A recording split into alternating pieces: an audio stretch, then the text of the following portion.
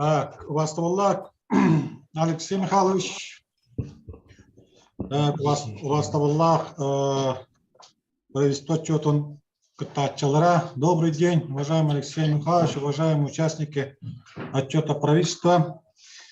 Так, сегодня мы по договоренности с администрацией муниципального образования Нюрбинский Улус-район завершаем отчет по Нюрбинскому району третьим совещанием с участием муниципальных образований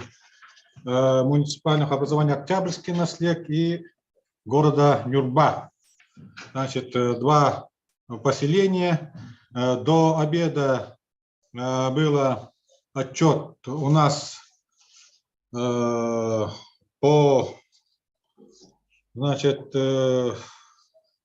Малыкайскому кусту. После обеда у нас 11 наследников Махинский куст, значит, принимали участие, начиная с 2 часов. Ну и сейчас вот заключительный у нас отчет в 2 муниципальных образованиях. Так, Алексей Михайлович, ну, согласно договоренности, отчет, я так понимаю, будет проводиться на русском языке. Совещание тоже будет проводиться на русском языке. Но если будут вопросы на якутском языке, мы постараемся и на якутском языке, значит, ответить на поставленные вопросы. У нас в основном каков вопрос, таков и ответ будет. Да? Перво-наперво я бы хотел поблагодарить администрацию Нюрбинского района, значит, с хорошей организацией отчета по ВКС. И самое главное, четкая организация работы. Вот здесь я бы хотел поблагодарить, значит, Алексей Михайлович, вас и ваших сотрудников администрации и все муниципальное образование. Второе, я бы хотел каким образом поступить. У нас регламент работы 2 часа до 7 часов, поэтому хотелось бы, чтобы вопросы из мест, значит, задавались четкие, конкретные, без всякой там воды и так далее. Четкие ответы, вопросы четкие должны быть и ответы со стороны органов исполнительной власти Республики Саха-Якутия. Так, сперва разрешите огласить состав, значит, правительства республики, который сегодня принимает участие. Так как сегодня ваш куратор Павел Павлович Калачанов командировался в Москву, поэтому принимать будет участие заместитель министра строительства Афанасьев Евгений Егорович. Значит, далее участвует Алексей Иван Иванович, первый заместитель министра труда и социального развития, Александров Артем Александрович, заместитель министра сельского хозяйства, Алексеев Гаврил Юрьевич, заместитель министра финансов, Дадохов Николай Васильевич, заместитель министра экологии и природопользования и лесного хозяйства. Так, заявлен у нас из Министерства экономики Елисеев Иван Елизарович. Наконец-то, я думаю, что сегодня появился. Все время участвовал у нас сегодня на заседании постоянного комитета по бюджету. У нас 3-4 будет очередное пленарное заседание парламента. Значит, Силина Марина Владимировна, заместитель министра культуры и духовного развития, Суслов Андрей Владимирович, заместитель министра инноваций, цифрового развития и инфокоммуникационных технологий республики, Тихонов Владимир Иванович, заместитель министра образования и науки, министр жилищного коммунального хозяйства и энергетики Емельянов Вячеслав Павлович тоже сегодня откомандирован в город Москва, поэтому участие будет принимать Арсеньева Гурьяна Гурьевна, руководитель департамента энергетики Министерства жилищно-коммунального хозяйства. Так, от Министерства промышленности заявлен Дьяконов Владимир Афанасьевич, руководитель департамента промышленности Министерства промышленности. Так, Министерство физической культуры и спорта представлен Яковлевым Николаевичем, руководителем отдела. Министерство здравоохранения представлено Скрябиным Иваном Валерьевичем, заместителем директора ГКО ресурсных центров при Минздраве. Значит, департамент ветеринарии представляет Натосова Вероника Дмитриевна, старший государственный ветеринарный инспектор. Значит, ГУП ЖКХ Республики Саха-Якутия представляет Львов Иван Геннадьевич, руководитель топливного управления. Ну и, соответственно, у нас представляет директор западных электрических сетей Якутэнерго Старцев Алексей Анатольевич. Значит, и должен быть еще Прокопенко Сергей Николаевич, исполняющий обязанности главного инженера ПАО Якутэнерго. Ну, вот в таком составе мы будем принимать участие. Значит, со стороны отчет буду представлять я в течение 30 минут, потом приступим, значит, к вопросам и ответам. Ну и коллеги, значит, уважаемые жители города Нюрба и Октябрьского наследия, потом с вашей стороны ждем предложения и оценка работы правительства Республики Саха-Якутия за 2021 год с вашей стороны.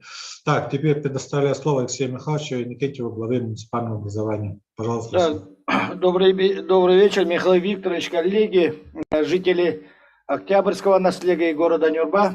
Мы подходим к завершающему этапу отчета исполнительного органа государственной власти республики за 2021 год. Мы утром и после обеда провели в двух площадках Zoom отчеты правительства перед населением 17 сельских поселений. Вот сейчас осталось 2 поселения, это Октябрьский наследие и город Нюрба.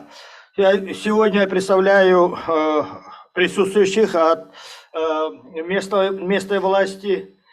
Здесь присутствуют заместители главы района по направлениям, главный врач Центральной районной больницы, присутствует глава города Нюрба Александр Игнатьевич Иванов, Изабелла Георгиевна Гуляева, председатель депутатов городского совета, Корякин Семен Александрович, глава Октябрьского наследия, Капиталина Иннокентьевна Харламова, председатель наследного совета депутатов Октябрьского наследия. Также присутствуют депутаты представительных органов этих поселений. Также здесь присутствуют руководители учреждений Нюрбинского района, а также площадка Zoom подключены жители этих вышесказанных поселений. Ну, что сказать, это уже завершающий этап. Вопросы будем задавать и по чату. И сразу я предоставляю слово Михаилу Викторовичу Никифорову. Спасибо, Алексей Михайлович. Ну, разрешите тогда приступить к краткому отчету органов исполнительной власти за 2021 год. Уважаемые коллеги, дорогие друзья, деятельность правительства республики в 2021 году в продолжающихся условиях распространения коронавирусной инфекции была сконцентрирована на восстановлении экономики, занятости и увеличении доходов населения. Объем валового регионального продукта республики оценивается в 1 триллион 458,8 миллиардов рублей с реальным ростом на 10,5% к 2020 году и выше до пандемийного 2019 года на 0,2%. Республика один из российских лидеров по росту промышленного производства. Мы занимаем 7-е место по итогам прошедшего 2021 года и занимаем 2-е место в Дальневосточном федеральном округе. Индекс промышленного производства достиг максимального значения за прошлый год и оценивается с ростом 16,1% к 2020 году. И обновлены исторические максимумы добычи угля. Рост составляет 1,6 раза, нефти 8,1%, газа 2 раза, золота 3,3% и серебра в 1,5 раза. Объем инвестиций в основной капитал за 2021 год составил 305 миллиардов рублей с ростом к 2020 году на 31%. Доходы государственного бюджета республики за 2021 год составили более 320 миллиардов рублей, это на 28,4% выше уровня 2020 года. Я бы здесь отметил, что повышение доходности у нас за счет роста налоговых и неналоговых доходов на 47% и безвозмездных поступлений на 8,4%. В 2021 году на реализацию национальных проектов направлено всего 45,4 миллиарда рублей, что на 37% выше уровня 2020 года, в том числе из федерального бюджета на 32 миллиарда рублей, которое увеличено 1,8 раза. Продолжена реализация национального проекта здравоохранения. Якутия на программу модернизации первичного звена здравоохранения из федерального бюджета получила беспрецедентный объем финансирования в размере 6,6 миллиардов рублей, в В том числе на 2021 год она составляет 2,4 миллиарда рублей. Введены 10 объектов здравоохранения, в том числе 1 офис врача общей практики, 5 врачебных амбулаторий, 3 ФАПа, 1 отделение СМП. Завершены капитальный ремонт 10 поликлиник, 3 центральных районных больниц. Приобретено 80 единиц автотранспортного назначения, в том числе 18 единиц оборудования автомашин скорой помощи. Приобретены 14 передвижных мобильных комплексов на базе КАМАЗ для проведения диспансеризации жителей отдаленных населенных пунктов нашей республики. Закуплено 179 единиц медицинского оборудования, в том числе 6 компьютерных томографов. Приняты беспрецедентные меры по обеспечению санитарно-эпидемиологического благополучия населения в связи с распространением новой коронавирусной инфекции. Для обеспечения пациентов лекарственными препаратами в 2021 году было выделено 898,9 миллионов рублей. Значит, для оказания медицинской помощи пациентам в амбулаторных условиях направлено 204 миллиона рублей. Врачам и медицинскому и прочему персоналу, значит, работникам стационарных организаций, переведенным в режим изоляции, выплачивались выплаты стимулирующего характера, установленные главой нашей республики Арсением Сергеевичем Николаевым. За последний год отмечается высокий уровень рождаемости и естественного прироста населения. В 2021 году естественный прирост населения оценивается 1,7 человека на 1000 населения. За последнее время предусматривается на поддержку семей с детьми по разным направлениям много миллиардов сумм, в том числе меры поддержки при рождении первого ребенка, региональный материнский капитал при рождении и усыновлении второго ребенка, значит, единовременные денежные выплаты для приобретения предметов детского ассортимента и продуктов питания, материнский капитал семья, единовременные выплаты имеющим детей в возрасте до 8 лет, значит, единовременные выплаты имеющих детей в возрасте от 6 до 18 лет, ну и выплаты на приобретение или строительство жилого помещения семьям, имеющим 5 и более детей.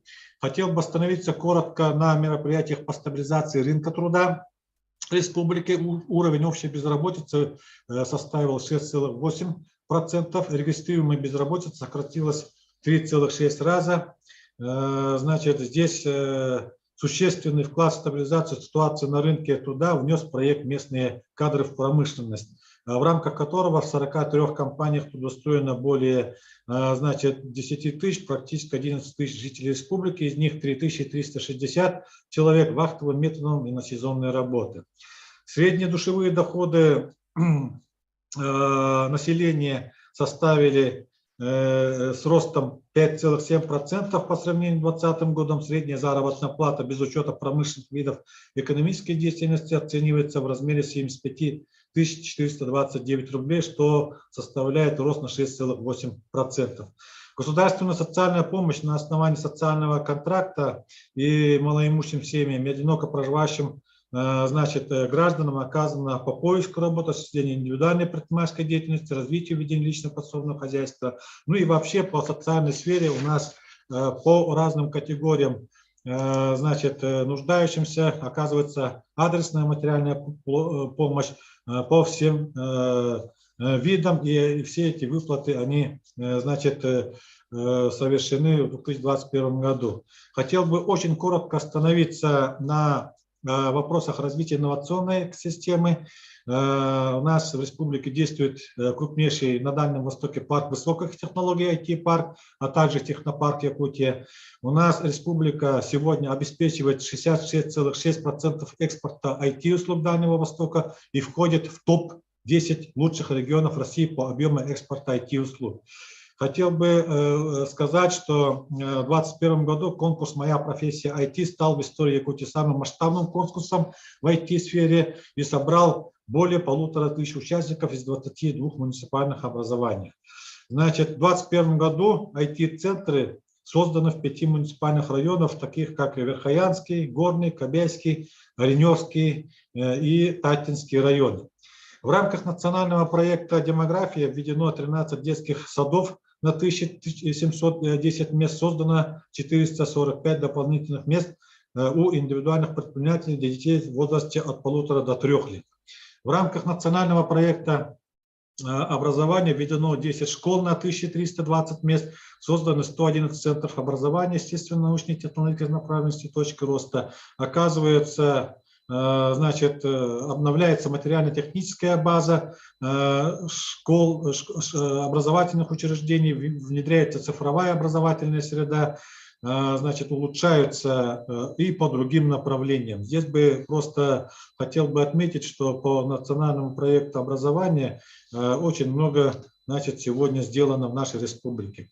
Коротко хочу остановиться по нацпроекту «Культура», где у нас введено 7 объектов культуры, оснащается музыкальными инструментами, оборудованием и учебными материалами 9 детских школ искусств, созданы 11 муниципальных модельных библиотек, отремонтированы 2 культурно-досуговых учреждения и 2 детские школы искусств.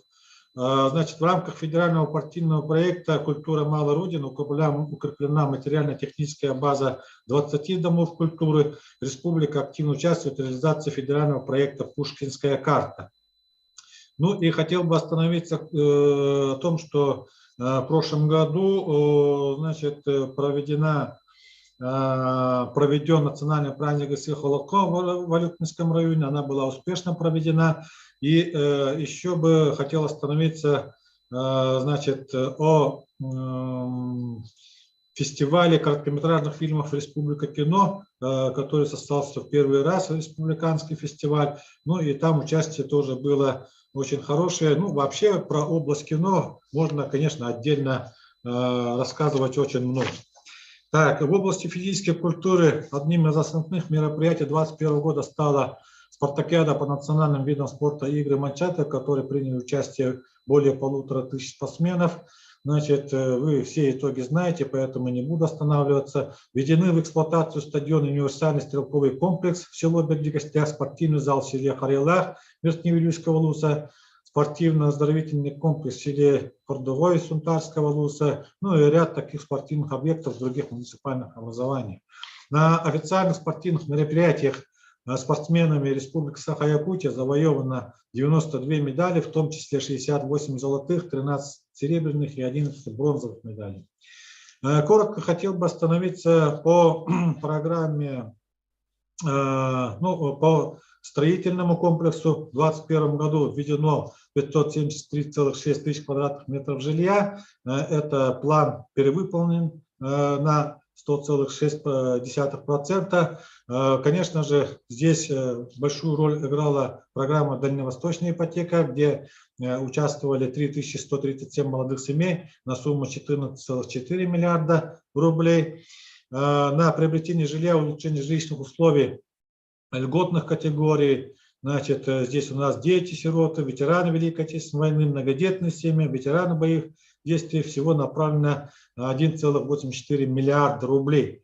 В рамках переселения граждан из аварийного жилья, значит, в 2021 году расселено 12 тысяч человек из 215 тысяч квадратных метров. Введено в эксплуатацию всего 82 многоквартирных жилых дома. В рамках национального проекта «Жилье и городская среда» благоустроено 30 дворовых территорий, 9 общественных пространств, 24 муниципальных образованиях. Коротко хотел бы остановиться на транспортной отрасли. Значит, по социально значимым направлениям с возмещением до 70% стоимости авиатарифа перевезено всего 18,8 тысяч пассажиров с охватом 23 муниципальных образований. Значит, в кратчайшие сроки завершены реконструкция взлетно-посадочной полосы в городе Якутске. Это первый этап взлетно-посадочной полосы аэропортов Алётинск и Неринги, и завершена реконструкция аэропорта Жиганск. Введено 501 километров автомобильных дорог. В рамках нацпроекта «Безопасные и качественные дороги» введено 232 километра региональных автомобильных дорог, 48 километров городской агломерации, отремонтировано 183 километра федеральных автодорог и 38 километров дорог местного значения. В 2021 году Значит, проведена работа по первому этапу, завершены инженерные изыскания для строительства Ленского моста, проведена государственная экспертиза проектно-сметной документации, ну и завершены переустройства высоковольтных линий, ведутся работы по переустройству линий электропередач на участках Мая-Табага, ну и обустройство технологической площадки номер 1. Значит, коротко хотел бы остановиться по вопросу энергетики и жилищно-коммунального хозяйства. Достигнута сегодня договоренность ПАО «Русгидро» с правительством республики о строительстве линии ВЛ 110 киловольт Сунтар-Нюрба протяженностью 151 километров. Сегодня разрабатывается проектно-сметная документация. Ну и, соответственно, до 2025 года планируется завершение строительства данной линии. Значит, сейчас работа ведется именно по ПСД. Значит, другие работы проведены по вопросам дизельной генерации, ну и, соответственно, ремонтные работы по высоким линиям электропередач, низковольтным линиям электропередач, ну и, соответственно, ведутся все работы технологического характера по инвестпрограмме ПАО «Якутэнерго», ну и, соответственно, значит, Саха-Энерго. В 2021 году построено и реконструировано 18 котельных общей суммарной мощностью 126,4 мегаватта. Значит, проведены капремонт и замена 7,6 километров тепловых сетей. Значит, заменено 1,57 километров ветких сетей водоотведения, 20 километров водоснабжения. Подключено к центральному отоплению 1207 домов, значит, по республике Саха-Якутия. Хотел бы коротко остановиться в рамках проекта «Чистая вода». Введена система водоснабжения в городе Алепнинске, это первый этап, и водоочистные сооружения в городе Покровске. Для Вилюйской группы ЛУСов приобретается водовозная техника, обеспечивается строительство водозаборных сооружений, проводятся геологоразведочные работы по поиску подземных вод, разрабатывается проектно-сметная документация по отдельным объектам. Здесь она идет по программе, значит, Министерства ЖКХ совместно с целевым фондом будущих поколений. Так, хотел бы остановиться по основному вопросу в части лесных пожаров. Ну, 2021 год у нас на территории республики всего зарегистрировано порядка 1696 лесных пожаров на общей площади 7,9 миллионов гектаров. Здесь, конечно же, при поддержке президента России Владимира Владимировича Путина на территории республики была развернута крупнейшая группировка борьбы с лесными пожарами. Всего в тушении лесных пожаров участвовало более 26 тысяч человек. В их числе бойцы лесопожарных формирований из 19 регионов нашей страны, спасатели МЧС, военные инженерные войска. Действовало 52 воздушных судна МЧС России, Министерства обороны, ну и региональных наших авиакомпаний. Ну, хотел бы остановиться о том, что вот село Бесколь у нас в части именно лесного пожара была уничтожена огнем 32 жилых дома и 190 жителей села остались без крова. Ну и в короткие сроки организовано оперативное восстановление жизнедеятельности села, построено 34 благоустроенных жилых дома, возведено 9 коровников, в кратчайшие сроки протянуты газовые сети, линии электропередачи, более 7 километров оптоволоконной сети. Так, ну и хотел бы здесь сказать, пользуясь моментом, что в 2022 году по лесопожарной, ну, то есть в части финансирования охраны от лесов от пожара увеличивается федеральное финансирование в 5,5 раза и составит 1,6 миллиардов рублей, значит, что увеличит кратность авиационного патрулирования лесов в 3 раза, наземного в 8 раз, ну и численность сотрудников парашютно-десантной пожарной службы возрастет почти вдвое, значит, по сравнению с 2020 годом.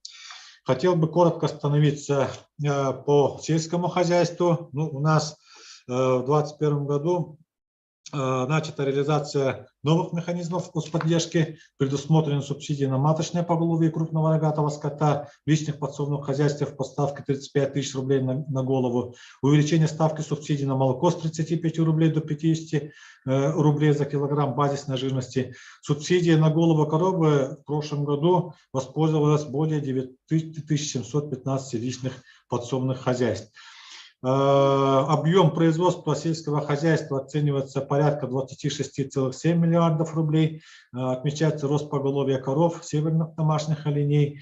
Ну и хотел бы отметить, что в 2021 году 38 начинающим фермерам предоставлены гранты «Агростартап» на сумму 127,5 миллионов рублей. На строительство и модернизацию коровников 14 сельхозкооперативам направлены субсидии на сумму 98,5 миллионов рублей. В рамках поддержки семейных ферм 19 сельхозтоваропроизводителям выданы гранты на общую сумму 176,6 миллионов рублей. Ну и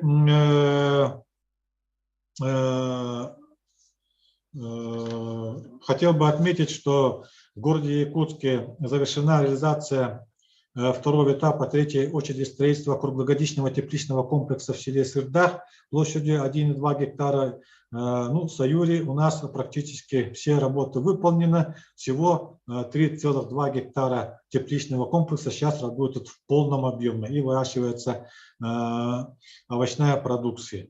Значит, ну и хотел бы еще отметить, что акционерным обществом Якутопторг завершена реконструкция овощехранилища на 5000 тонн в рамках того, что будет оттуда обеспечение всех труднодоступных населенных пунктов нашей республики и особенно касаемо северных арктических улусов в части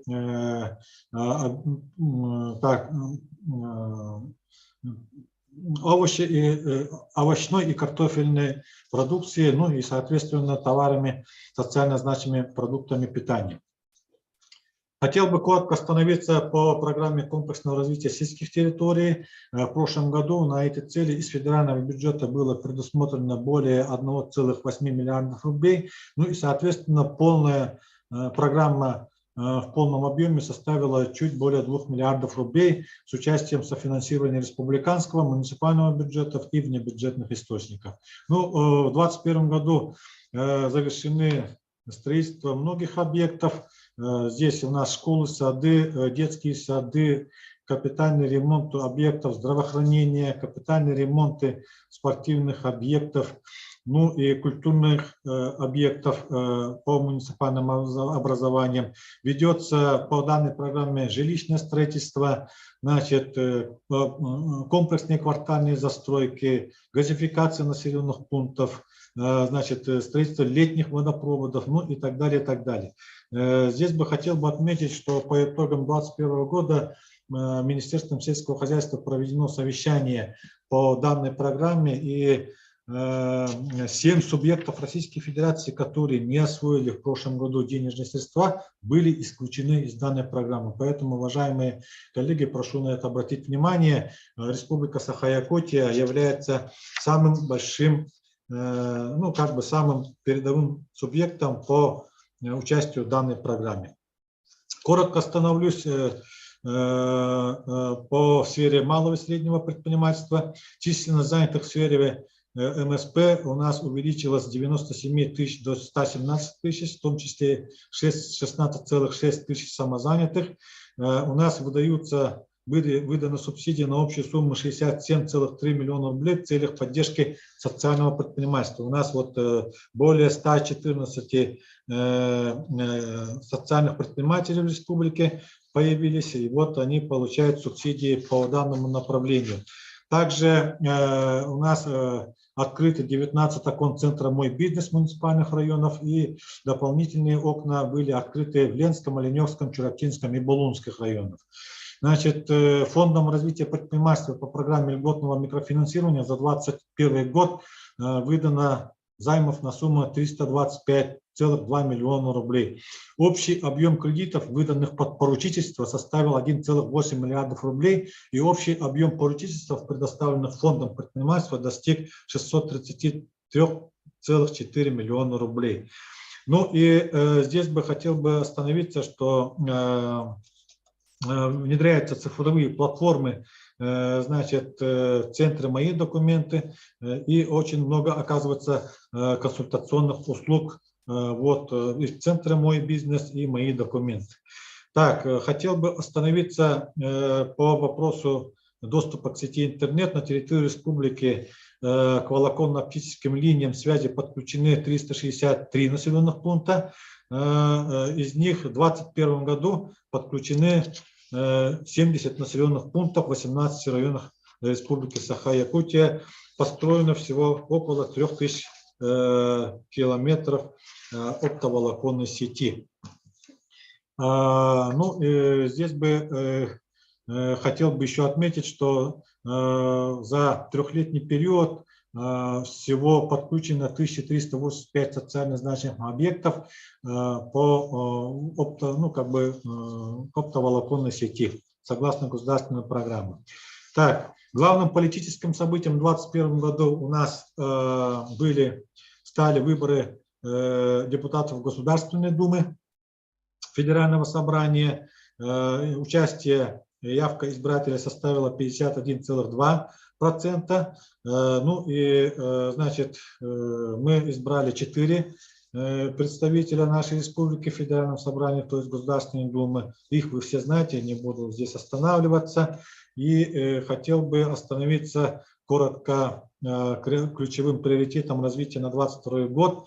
В 2022 году Республика Саха-Якутия отмечает знаковую историческую дату столетия образования Якутской автономной Советской Социалистической Республики. Это крупное общественно-политическое событие в жизни, поэтому здесь у нас, значит, все такие мероприятия будут проводиться под эгидой столетия образования ЯССР. Деятельность исполнительных органов госвласти будет направлена на достижение национальных целей развития Российской Федерации на период до 30 года. Будут реализовываться федеральные стратегические инициативы, и мы будем здесь участвовать. 2022 год главой республики Арсением Сергеевичем Николаевым, значит, отмечен годом матери Республики Саха-Якутия. Хотел бы еще здесь добавить, что мы будем отмечать столетие Министерства сельского хозяйства нашей республики, Министерства финансов, значит, 125 лет со дня образования службы ветеринарии нашей республики. Безусловным приоритетом остается обеспечение инфраструктурных проектов, включенных в национальные программы развития Дальнего Востока. Ну и вообще участие в национальных программах у нас в республике уделяется очень такое серьезное внимание. Начало реализации второго этапа работ по строительству мостового перехода через реку Лену. Будет реконструироваться 6 аэропортов: Нерюнгри, Хандыги, Сангар, Депутатском, Белая гора и Вилюйске. Значит, ключевые инвестиционные проекты, которые оказывают значительное влияние на динамику экономического роста, это ввод работы 3 новых обогатительных фабрик Эльгинского каменно-угольного месторождения, значит, выход на проектные мощности Нежданинского золотоводного месторождения и ввод в эксплуатацию Сылавского угольного разреза с мощностью 2 миллиона тонн угля. Значит, ну и в 2022 году за счет всех источников финансирования планируется ввести 82 социальных объекта. Ну и, соответственно, не забываем, что жилищное строительство будет продолжаться по всем тем программам и проектам, которые у нас сегодня существуют. Так как у нас год матери в 2020 году объявлен главой республики, будут инициированы проекты и программы создания Центра социальной помощи семье и детям в городе Якутске, программы женского здоровья, дополнительные механизмы выплат на жилье семьям, имеющим 5 и более детей. Ну и, соответственно, для детей, рожденных в год столетия республики, учрежден целевой капитал «Дети столетия» в размере 100 тысяч рублей. Ну, уважаемые коллеги, участники совещания, у меня на этом коротко, значит, отчет заканчивается. Вы все, значит, прекрасно осведомлены из средств массовой информации, из телевидения, как у нас работают органы исполнительной власти. Ну и надеюсь, что у вас будут вопросы по итогам 2021 года. Я сейчас попрошу, значит, заместителя министра строительства Афанасьева Евгения Егоровича доложить об исполнении протокола по итогам отчета за 2020 год по Нюрбинскому району. Ага. Добрый вечер, уважаемые жители города Нюрба и Октябрьского наследия.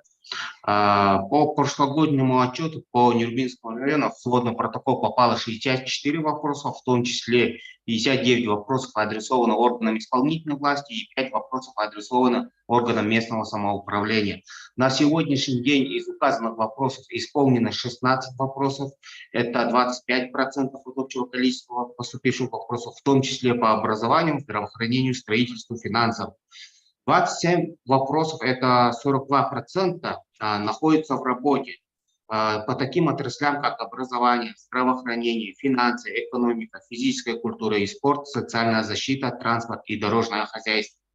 Не исполнено 21 вопросов, это 33%.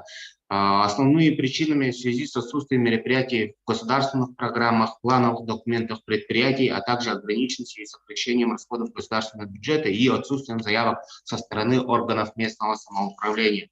Если брать сравнительно общереспубликанских данных за прошлогодний отчет, то тут по Нюрбинскому району показатели намного лучше, можно сказать. Если по республике в прошлом году по итогам поставленных вопросов исполнено 20%, то относительно по Нюрбинскому району 25%. И, соответственно, по тем вопросам, которые находятся на сегодняшний день в работе, если по республике 7%, то по Нюрбинскому району 42%. У меня вкратце так все. Спасибо, Евгений Егорович. Алексей Михайлович, давайте тогда приступаем к вопросам. Да, спасибо. Ну, модератором сейчас я буду я. Вот у нас должно быть двое, но в связи с отъездом Павла Павловича в Москву я буду модерировать вот это совещание, да, отчет. Ну, давайте договоримся С так. нашей стороны я тоже буду, поэтому... Да, понял, ага. Давайте договоримся вот так, да, вот сперва ответы и вопросы, после этого уже предложения и так далее будет, да, и ну, регламент будем тоже определяться, 3 минуты или 5 минут. Так что давайте начнем с Октябрьского наследия. Есть вопросы члена правительства?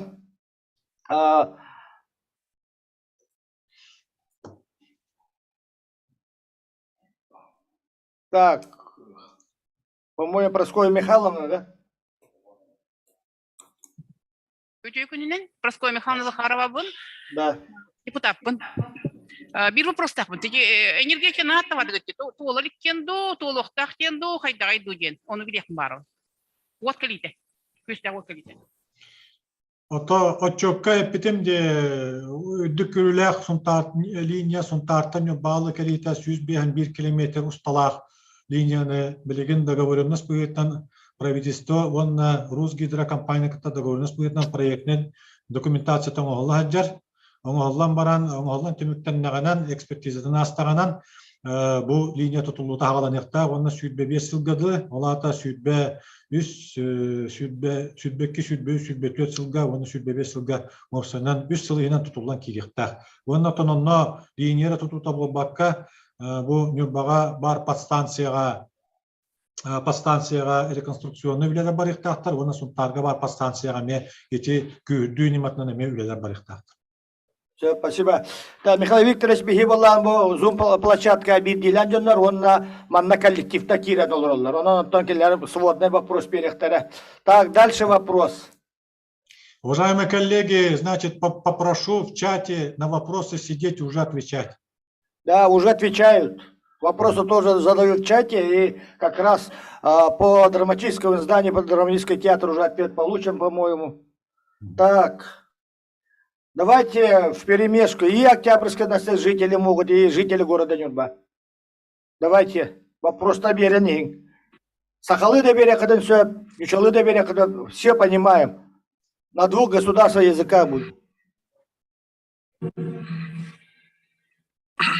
Öte günden Alexey Mikhailovich, Mikhail Viktorovich Zihiller da. Айгиллер Юрьевич. Юрий Революцион мен Кировский уголнар әзірес. Кекке вопростардақпын, бағылыстауды петелгетер көрдіғабын. Бастықытынан болағына. Бұл кетінші үйбе кеғылттан бейтелеттебет ұрыстыға тақылы етті қоттан. Түйерді коммунальный отқот болуғын үрдіне Он сюда долготулак вопрос тапот. Бу вопрос болар быгытнан болана тук. Нюк болугар бөгө сагы муньяр кайыр полигон тутуда болар. Бүгүнкү күнгө улус жахалтатын өтүттөн параеган оголлан бетен экологический экспертизахан опса экспертиза кирен турар. Бу быгылга тон бу бихивилер битнен хайынгыл ол барта битүктак. Бу билена кахангыттан хагалнай демет итылакы тоги такабилинги үлели турар полигон осына хабалка өтеретте хакылыкта конюкканга үлели турар алтоны сыллардан бетте үлели турар. Туктайнтарны норма беттебет. Барысы да хакылы малтат. Идёнет вопрос, идёнет дальше баддыбыт, ага. Экис вопрос мандык. Энергетиктерге ите хумараван. Это барысы дигаттака. Кыгыңы тымны кемнерге ремонт үлелерин дилар. Минусовой градустарга.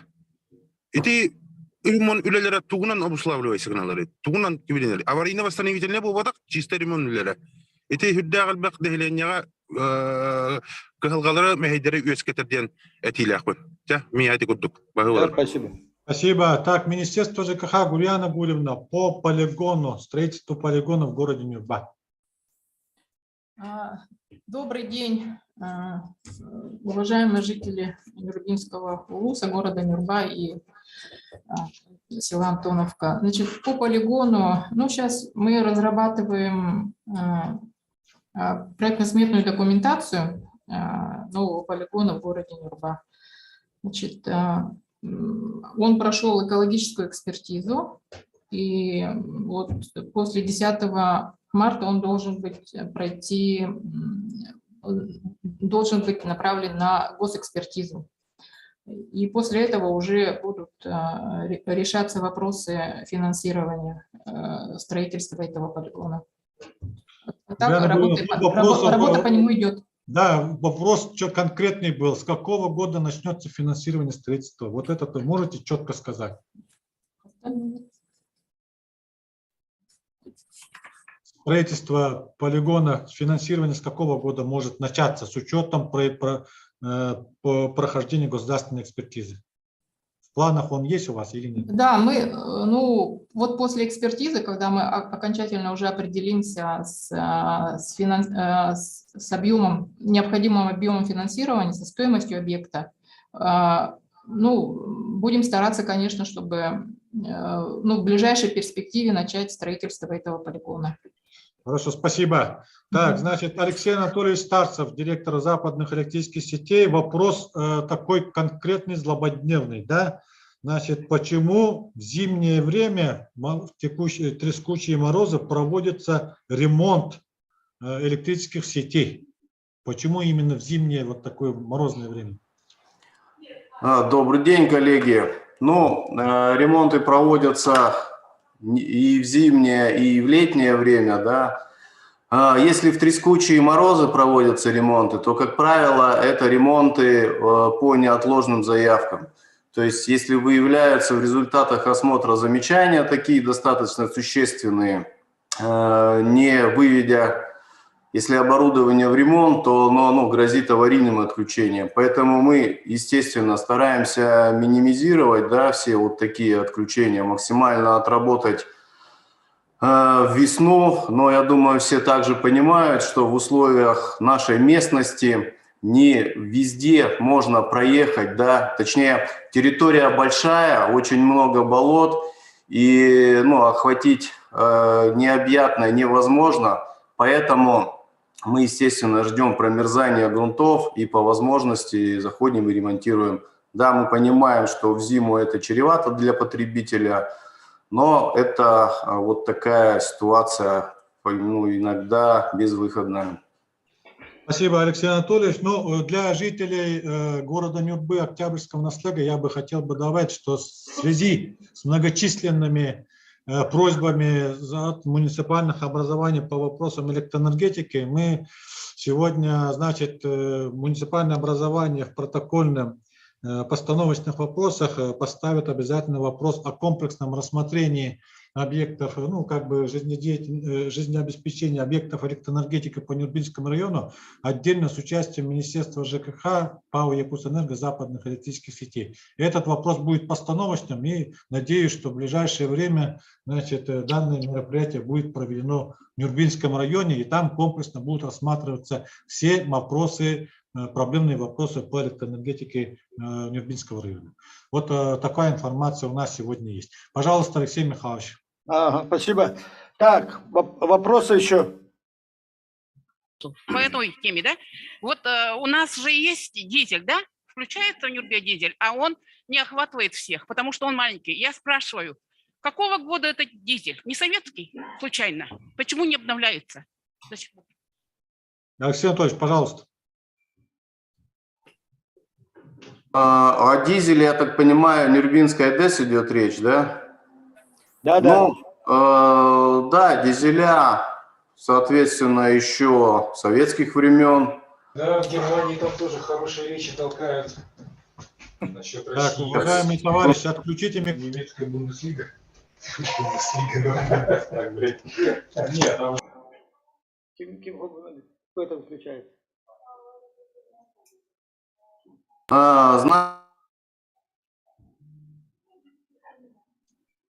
Так, звук включите. Дизеля 80-х годов, но в настоящее время они все исправны, производятся своевременное техобслуживание, при необходимости ремонты. Вот у нас сейчас по ГТУ Нюрбинской ДЭС произошла модернизация, то есть мы установили современную систему управления практически на 3 ГТУ. Ну и касаемо реконструкции, уже отвечал, пока такой глобальной реконструкции дизельной станции в ближайшее время не планируется. Рассматривается вопрос, сейчас я знаю, что на уровне правительства в том числе, это строительство газопоршневой станции в Вилюйске, и тогда вновь прибывающие мощности, они позволят, ну, наверное, вообще вывести, да, Нюрбинскую ДЭС из эксплуатации с учетом, что будет резервирование со стороны Вилюйска и двухстороннее питание. И опять-таки, имея сегодня в инвестиционной программе наличие второго питания от подстанции Сунтар до подстанции Нюрба, после того, как мы реализуем эту линию, потребность в дизельной станции, она, ну, будет сведена на нет. Поэтому как бы и вкладываться туда сегодня смысла особого нет. Спасибо, Алексей Анатольевич. Алексей Михайлович, дальше. Дальше вопросы еще. Раз, слышно, нет? Да, слышно. Добрый день, коллеги. Город Нюрба, актовой зале, там собралось население. Так, я передаю слово людям, которые хотят спросить вопрос. Здравствуйте, Алина Егоровна Николаева буду. Партизанскую Тюрьбе представляю. Ну, очень мне понравилось, как динамично начался отчет. Какой вопрос, таков и ответ, да, был. А вот и мы ставим вопрос о том, что нам подключение на центральное отопление не первый год, поэтому у меня будет прозвучать вопрос таким вот образом. Когда будет ну вот, осуществлено наше вот давнишнее наше вот это требование, ну, просьба о подключении центральной котельной новой, которому мы являемся недоговорными потерпевшими, живем на его выбросах, на шумах его. Поэтому, ну, микрорайон небольшой, но при этом выборочно у некоторых есть подключены центральное отопление, а этой большей части нет. Поэтому у меня вот такой вот вопрос. Так, спасибо. Есть еще вопрос, да? Алина Егоровна, есть еще вопрос? Все? ГУП ЖКХ. Львов.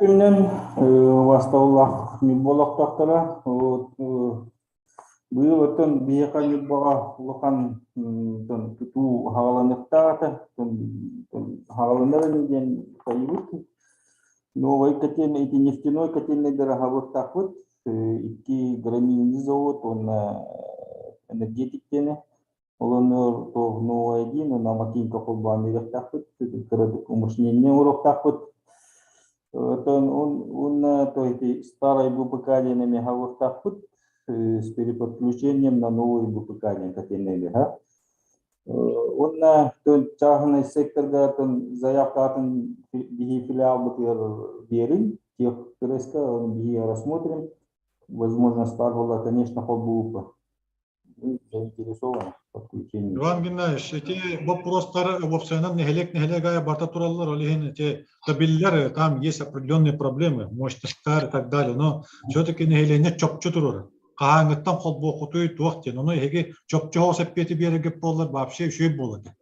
Эги каанара тону нара хил дебик курдукту, или ветер быйыл дебик курдукту. Каан катинен дагы телефонунан бүтеллери, оны онтон учуаттан мощность барыгар тех пресс быйытнан бейи холбоо куттен онук сыя баа чопчу сеппеттер кетеллер. Нехелене оны кетер. Чопчет эппети верехпен эти канны катеннига холбонурун эппета, новая 1, новая 2, там, амакинка, инен билба катеннен да, Новая 1. Новая 1. Ага. Новая 1, вот эти гранильный завод, он энергетик реконструкцияланан, улар яхтах вот, сеть тагдылар кемерен, но бар потребителер, конечно, холбокпут, чугаганан бары. Ол биека планга билгаттан халан хүбесуга вот объекта улафтахат. Он, конечно, холбухатехпут. Конечно, здесь программа вот ее качала, но Иван Геннадьевич, спасибо. Дальше. Так, вопросы у нас еще. Добрый вечер. Я врач-невролог Нюрбинской районной поликлиники Алена Семеновна Пермякова. С прошлого года участвую в программе «Земский доктор». И от имени земских врачей хочу поставить вопрос об изменении условий единовременной выплаты по программе «Земский доктор». То есть возможно ли увеличить данную выплату в связи с отдаленностью района, именно нашего района, малого города. Ведь не секрет, что врачи, особенно молодые специалисты, чтобы участвовать в этой программе, в большинстве случаев выбирают район, который находится поближе к столице, или же соседние районы, где выплата больше. Спасибо. Так, Министерство здравоохранения, Иван Валерьевич Скрябин.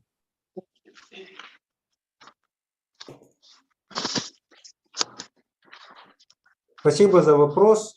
К сожалению, изменение и дифференциация выплат в рамках программы «Земский доктор» и «Земский фельдшер» не предусмотрена. При этом отмечу, что со стороны муниципального района и муниципального образования возможны дополнительные преференции для закрепления работников здравоохранения в населенных пунктах. Все, спасибо, Иван Валерьевич. Дальше идем. Спасибо. Так, вопросы еще. Копиевне. Бияхаттан курук турар вопрос бар бу. Правительство что-то было даган бир вопрос курук беребит. Ол курду бияха нюрбарыёнугар вот кем-то толохмөттөгөн хебестен бияха кахан газ келейден вопрос. Так.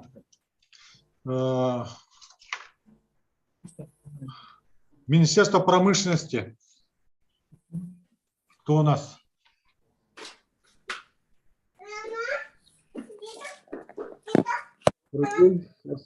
Министерство промышленности. Сычевский. Сычевский здесь, да? Нет, Сычевский вышел, он на другом совещании. Так, вы покажитесь, кто. Вы представьтесь, пожалуйста. Владимир Афанасьевич. Қатылы кетті вопрос, да?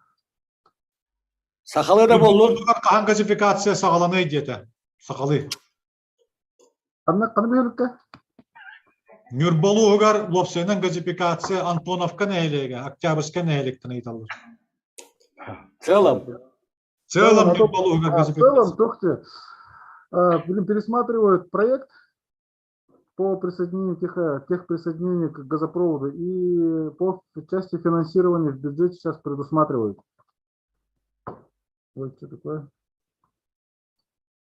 Так, давайте вот это. Он на минут давайте мне твох тебе. Сейчас я специалиста позову.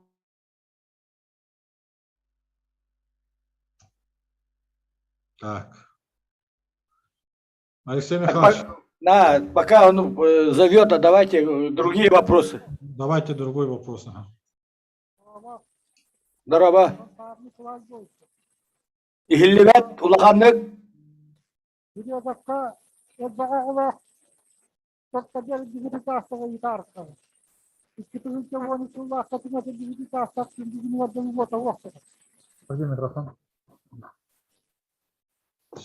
Так. Березовка видно.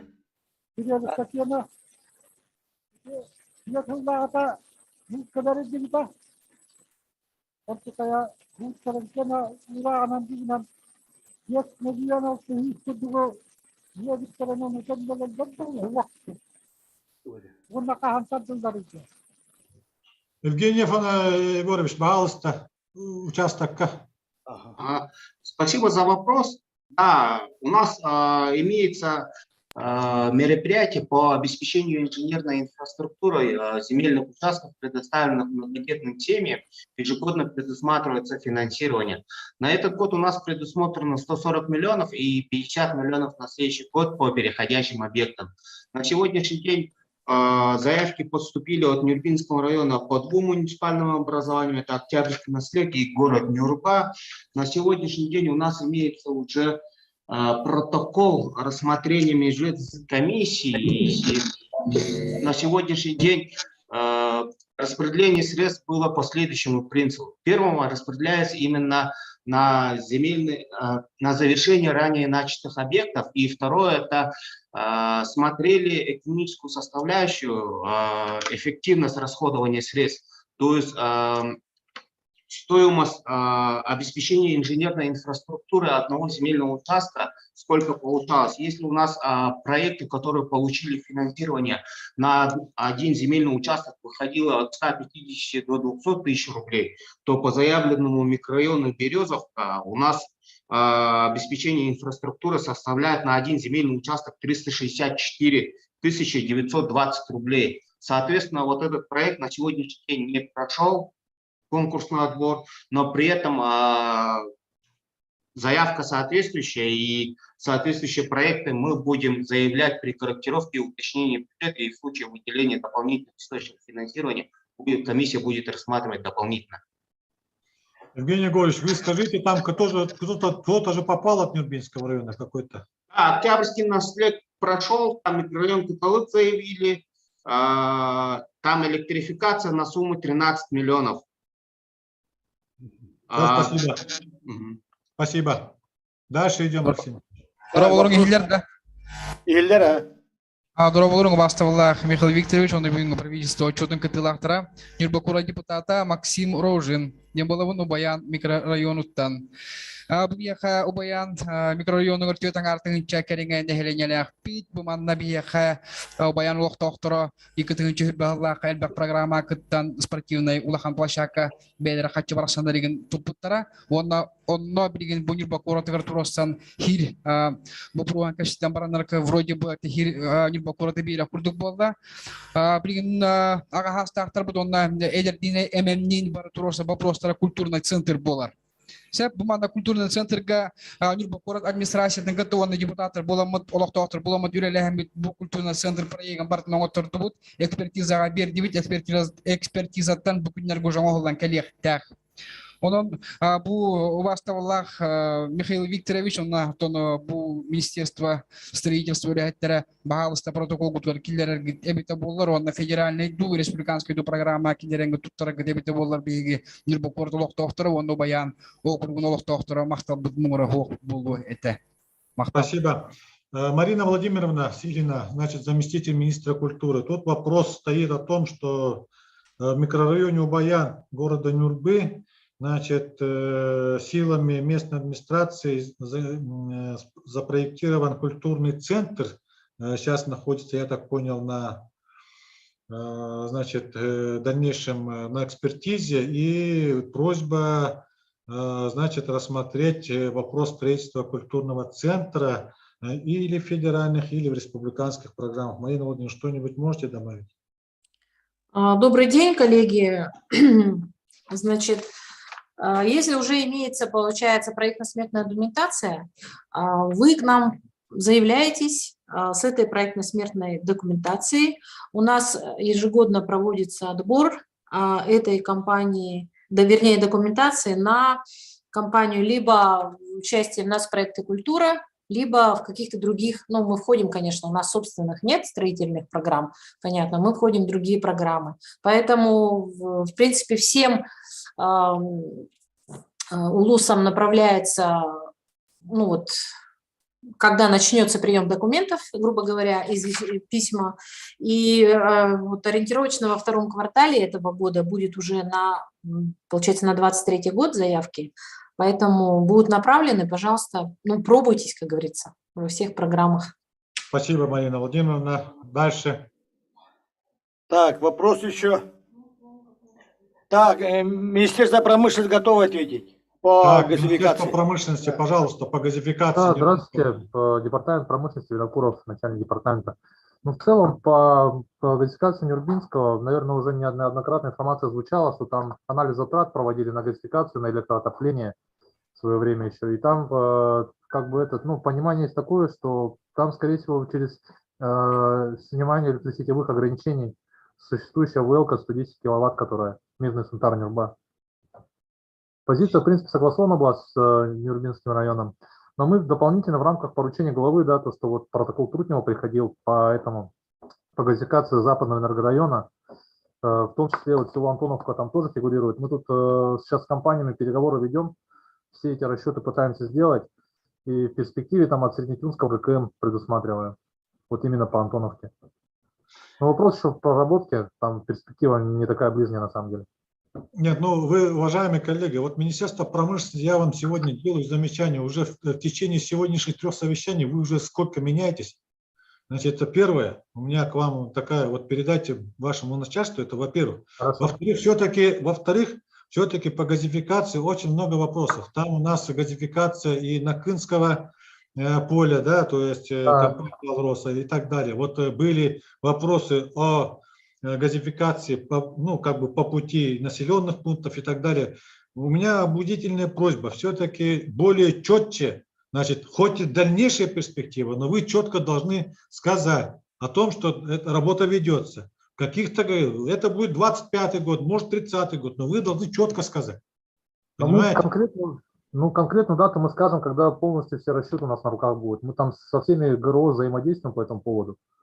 И уже видение, в принципе, есть, что это будет от Среднетюнского ГКМ в рамках проводимой работы. Там начальная стадия в этом году уже планируется по разработке ПСД. Вот сегодня понятно, что вот на отчете правительства присутствует Макар Семенов, который об этом говорил еще в прошлом столетии. О том, что Среднетюнского месторождения будет газифицировано, значит, Нюрбинский район. Мы об этом знаем давным-давно, просто когда, что, да, как и так далее. Вот поэтому, коллеги, здесь более четко должно быть прозвучать. Поэтому убедительная просьба, как у вас там будет, вы все-таки информируете муниципальное образование. Хорошо, протокол постановочных вопросов будет включен, я думаю. Все, спасибо, спасибо. Дальше. Так, дальше вопросы еще. Так, вопросы. Вопрос. Да. Ввиду того, что население все не попало по численности ПКС, поступили вопросы по WhatsApp. Давайте зачитаю их. Здравствуйте, помогите, пожалуйста, с решением выделения санрейса. Там Осипова Мария Юрьевна лежит уже давно, после ковидной в тяжелом состоянии, и подали заявление на санрейс и не получили положительного ответа. Тяжелое состояние, и просит Михаил Викторович вас лично помочь в этом вопросе. Человек, это вопрос жизни и смерти пишет. Это первое. Во-вторых, такой риторический вопрос. Строительство моста через Вилюй, под Верхневилюйском после событий на Украине. Какие изменения будут?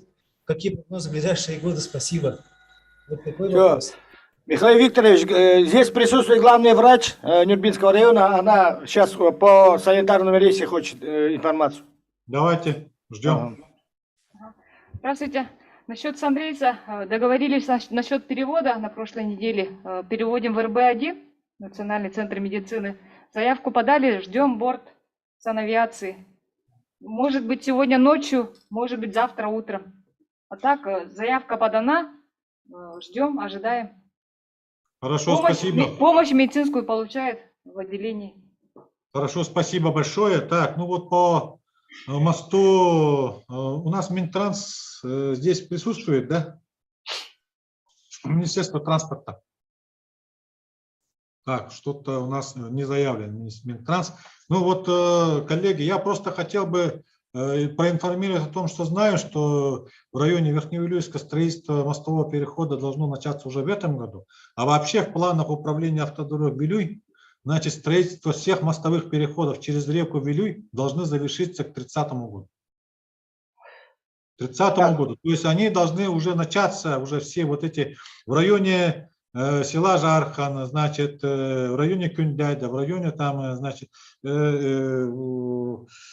Кюндяйда, значит, под Устьем, Крестяхом, все они должны быть завершены, и эти работы будут вестись. Ну, это здесь, конечно, федеральная автодорога более так проинформирует, надеюсь, в дальнейшем. Да, Михаил Викторович, ну, к сведению жителей Октябрьского наследия, также города Нюрба и всех Нюрбинского района, завтра у нас 2 часа здесь проводится выездная коллегия Министерства транспорта и дорожного хозяйства. Кстати, там много вопросов, и вопросы по строительству мостовых переходов, строительство федеральной дороги Вилюй, реконструкция взлетно-посадочной полосы аэропорта города Нюрба и также вопросы транспортного обеспечения, транспортной инфраструктуры. Так что вопросы, которые касаемые по транспорту, будет решаться завтра на коллегии Министерства транспорта. Так, вопросы? Ага. Давайте вот заместитель директора Нюрбинской птицефабрики Михаил Викторович хочет задать. Да, пожалуйста. Здравствуйте, Михаил Викторович, Алексей Михайлович и коллеги, участвующие на совещании. У меня 2 вопроса. Так, у нас имеется один цех мощностью 49 680 голов птицы, и мы обеспечим Вилюйскую группу районов продукции птицеводства яйцами. И у нас происходит ежегодная смена поголовья кур несушек раз в 2 года, и при этом происходит кассовый разрыв в снабжении продукции птицеводства населения. И поэтому у нас сейчас разрабатывается проект строительства, реконструкции, то есть цеха номер 2, и будет установлено оборудование фирмы Big Dutchman или ФАККО, иностранного производства, но мощностью 50 000 голов. И при этом будет работать один цех ежегодно по переменке. И за счет строительства, реконструкции этих цехов у нас будет увеличение продукции птицеводства на 3 миллиона яиц. И будет порядка 12-13 миллионов яиц ежегодное снабжение. И вот у нас разрабатывается проект. Нет, вам вопрос конкретно давайте. Какой конкретный вопрос? Финансирование второй очереди промцеха номер 2.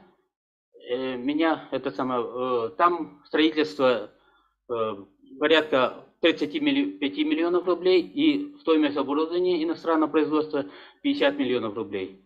И вот вопрос финансирования этого объекта мне сейчас в АПК Туймада заложено 35 миллионов рублей на строительство здания, и по окончании проекта сметной документации и сдачи в АПК и будет финансирование. И вопрос стоит в том, чтобы на приобретение оборудования. Понял. Все. Понятно. Артем Александрович, пожалуйста. Добрый вечер, коллеги, земляки. Ну, этот вопрос мы на той неделе обсуждали у Александра Павловича по приезду Артура Яновича коллегиально. В принципе, вопрос очень актуальный. В принципе, мы со своей стороны дали согласие на участие в план внесения изменений в план финансирования через ФАПК Туймада. после того, как закончат полностью проект, экспертизу и начать с этого года. Но последние события, Михаил Викторович, вот планы все изменились, поэтому ситуация сегодня сложная. В принципе, мы готовы поддержать, если все стабилизируется. Спасибо. Спасибо. Дальше. Так. Второй вопрос. Давайте. Второй вопрос. У нас это обеспечение комбикормами. Вопрос стоит вообще всегда. Низкая стоимость, ну, низкий уровень субсидий, возмещение 50-60% стоимости кормов налаживает определенные трудности для обеспечения. Это качество краден, это ведь он миллион есть куру калан это, а вот приказ куру тибет. Он это обеспечение субсидий размерен улатан ратонан вопрос когда маран гылай 12 миллион есть акалны. Билген хор хюбе миллион есть ак. Бу хылты хюбе бир хылты миллион есть ак ведь. Билген это топот аны топот 19 сыллака благотен доллар бөтен 19 миллионы установил бутара. Это Министерство финансов. Да, Министерство финансов.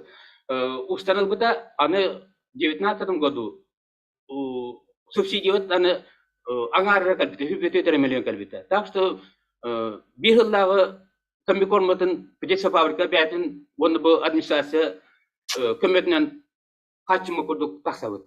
Оны бұл вопрос. Мен осыянан мандық жана теметі. Нюрба птица фабрикаты. Ну, эти информацияғатын бартын толыры білен олыры. Биріне. Значит, он бағар тақпынан, бұлырын тақпынан бартын сейли батын көпсәмін. Оның мекәте тоқтағаны саңа новас болбатақ. Вопроғы осыянан қайыстыны өттінен эти хәпкәтәғат. Екі случайра кытын бастан кыны кытын нады. Эти вопрос ағары күшкі тұры. Екі случайра кытын топпатақ кытын постоянно этиннің ұғыдақ қылыр оқыд. Этиннің олары боллақ кытынан әйге постоянно ұғыдақ олаты әйге учредитель кытын.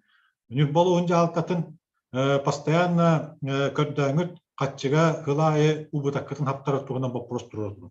Onun ekonomik kötünen Türkgen tatiminden, eti birine Türkgen tatiminden, iki soçarat tututun proyeğin oturukkan Türkgen havastık tuttan kaptan yesillan, значит, беги возмещениятын эме көрөргө бөлөмө же Артем Александрович сеттеди. Бастан ФПК-нын бар их потом тонысы естелан тутан, ону беги возмещайды им вопростан химбик көрөбөт. Беги олох көмөсөп болбатакпы тем более саңа тутууга беги көмөлөбөт. Төһөннөн Түргенник камнанат очунан Түргенник бихары болду. Иккинен боллагынан птица фабрикага отон этимете. Беги бары 4 птица фабрика бартылар тем уровня субсидий көрөбөт. Эти по возмещению затрат на корма. То есть аспецилга, конечно, хомойылга эти үсагы көрөмөт нехил 6 тонна бирген возмещение болду. Быйыл даганы балыгы небут бирин төрдөн тонна такка бирген возмещение алар бут. Эме сыл аңарыттан ду сыл бүтөһөрдү возмещение бутун эме 6 тонн биргенге. Хотя бы 6 тонн мес биргенге тахарык бет темит буланы бут. Но ахалыгы 100 бирген возмещение бутен бияга канна да ок. Онун экономический көттүнөн вастылар кредитталаачылар төлөгөтүн сүдүлөтү. Оннан реализация төн бартын күскә затраталарыбытын шөдү учеттаны кылынады. Беге манна Алексей Михайлович тенитинне күскөрө лайыкбет Артем Александрович билер, Артур Яныч билер, эти вопростары бартын тутан олор. Депутаттар биттаны маннатан бүгүн олорду баттар хеп. Не болу депутаттар. Онан бартын билер тема. Только бягатыттан тутуктак 2 соочарат Түрген татиминен камданады. В первую очередь, отчогонан эге тоокот затрататын кытчыга себестоимостька тиин кытчыга. Так, дальше вопростар бит. Ага, Итан, бягатын билейин. Меня зовут Иванова Алена Владимировна. Сейчас включу. Ага. Мы с мужем работаем в инфекционном ковидном отделении.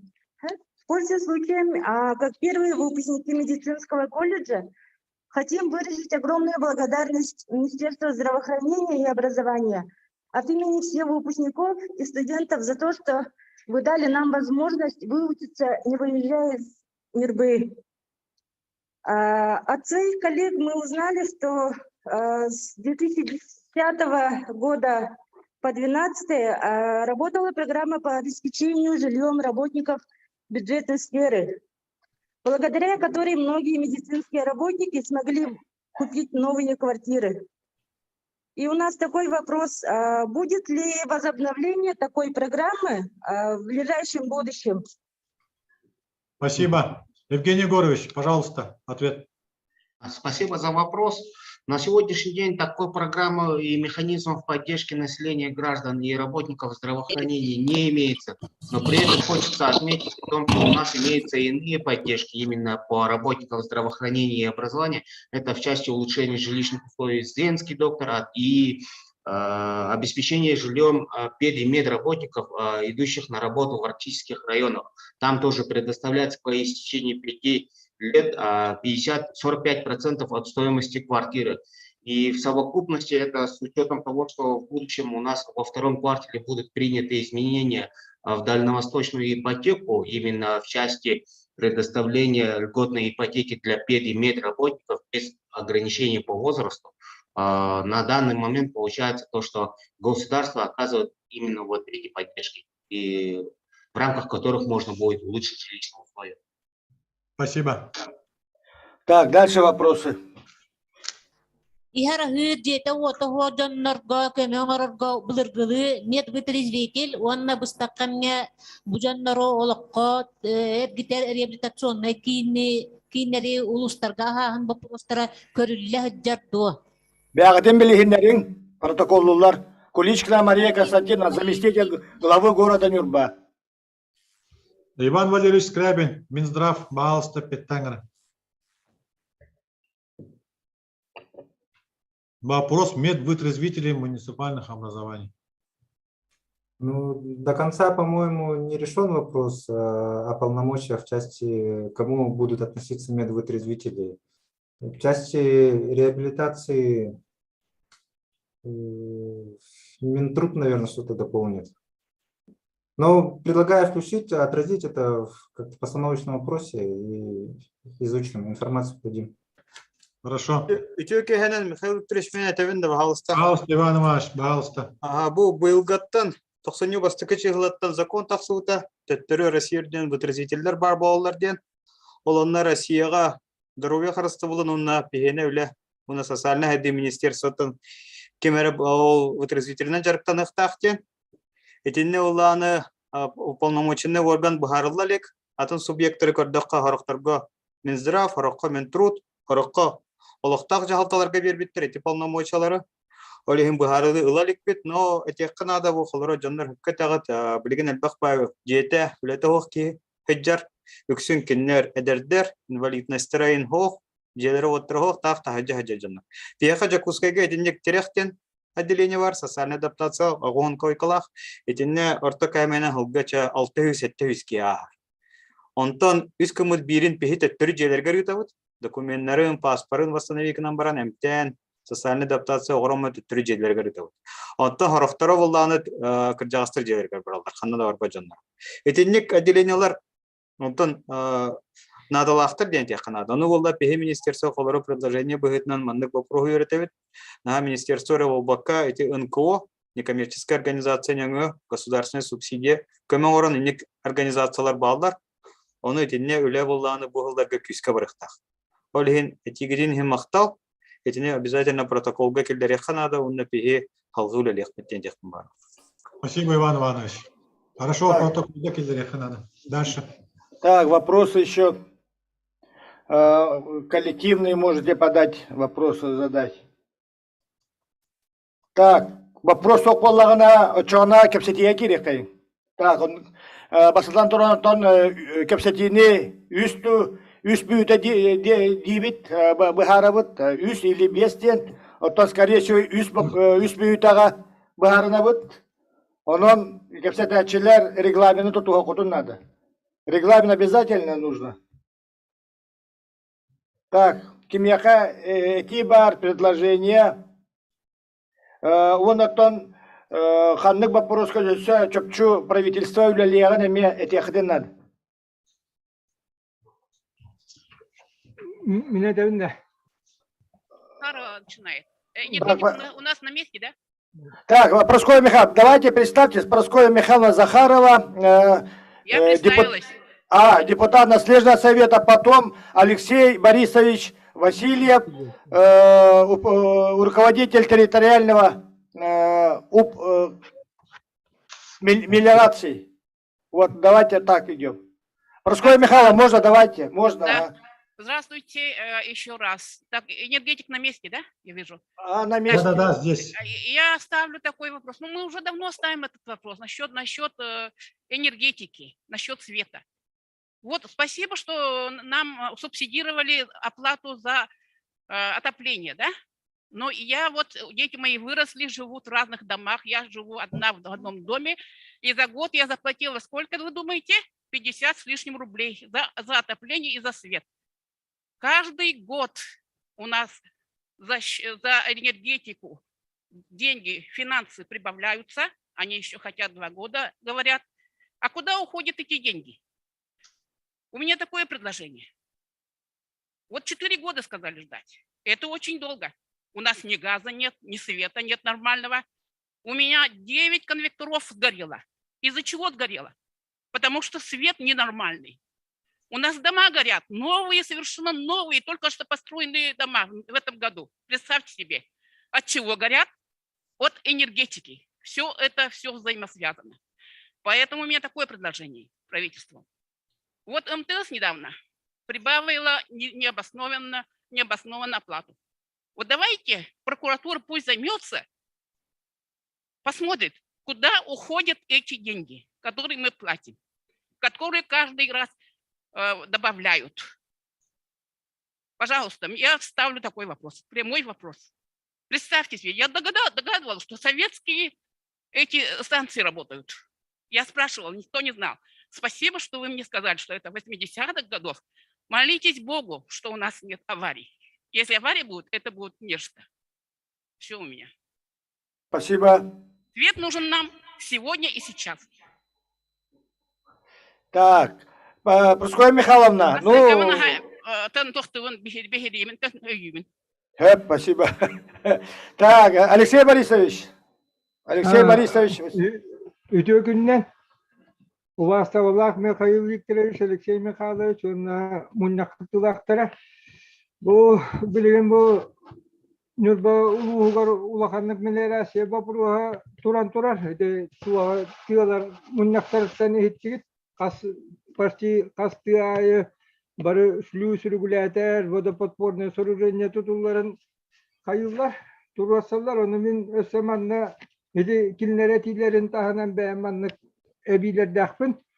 Оны мен туактенем этяхпин барам. Бу мелеративне системаларга билгене де у киритеметтөтө үрөктөр бит эме хуак боллар, үрөктөр бит киллереллере хуак, хорок улакана белер бит уолан халаннар туактаны де ынакта улатар кыак хуак болла, хорок нехелектерге чехенеттака. Онан бу отүнүтүгөр бу мелиоративный объекттер бутыгар. Мен холобра бем туактар бинетем, де объекттер бун бу халаннатар объекттер бутыгар. Утуэлер системалар бит объекттергер пассия бүлетинин терки да удобрениятин эбен каян хирин осенен культур технический үлелерин этини терки билген этини актуальный хос болот. Хем бир мелиоративный объекттерге хем бир у кирер утакка. Онан мен колобра бу бопуру үйрөтөн көрүөтө кеткен кайыбын. Оттан иккенен боллана бу бихитериттебит бүтеги обновление, техника вот обновление это 2-чага сонна 2-9 жылдарга болбута. Ол кентен билген биданы де эскаватор даганы бульдозер даганы обновляться макатура. Онан бу правительство уровеньге бу мелиоративный территориялерге бу хетте филиал бар бит. Хетте филиалга каддера техникалары хаңарды бопурухун турар көп болар бу правительство уровеньге. Онна бир хүрүн вопрос куттуах. Бу үлэхеттер бит бара хастак түндөрө калдыр. Эдер жоннор олор боттор би териттага тойду дакка би үлэхеттер камнастара камнас алын кемейгеле эппеттер. Ölüğün odudette odudağıstayanca ederi çatlar. Kelerde bollaklarına birlik kığılırlen, böyle uoputulanmaranlar, главное трудовой дәргәр бәчәп бар, опыты роботы бар. Оны стах кurduk atınterliklerge baramam. Kamna stahırderdi. İnneginen biya eder kadırlarından otoy tuğput dipişik kadır. Onu men tuğçan kayıbı. Bu eder ülehetleri manna teriste tutan ületerge bu minpin igin kaddere buharan bu ülehetler kamnasların üddeterge tuvara üle baryanna da dibin. Onunla bu eder kadırı tutarga kolaboratifte kasıtın programmalarından igin eder ülehetleri diyenine kaçıyı, büdjet ülehetlerin diyenine kaçıyı diyen programmalarga bir bu imenle tığa kasıtın teritelere diyene kıyan kişi verdi. Toğa diye takka bir teritte bir gorat nürba registrasyonu. Tığa baran registrasyonunu o baha ustadıydı. Gidiyor katiller, heti programma. Ölüğün kaddara manna bir hidonlar bu osnomlu manna nürba avlele evetler. Tığa devletinden. O gammaran manna nürba apırıp iskalaktınlar bu. O huatıgar heti programmalarga kapsı vakka kaldı. Heti bu prostarame kaddara üyeleten kurar ki hibet bulata.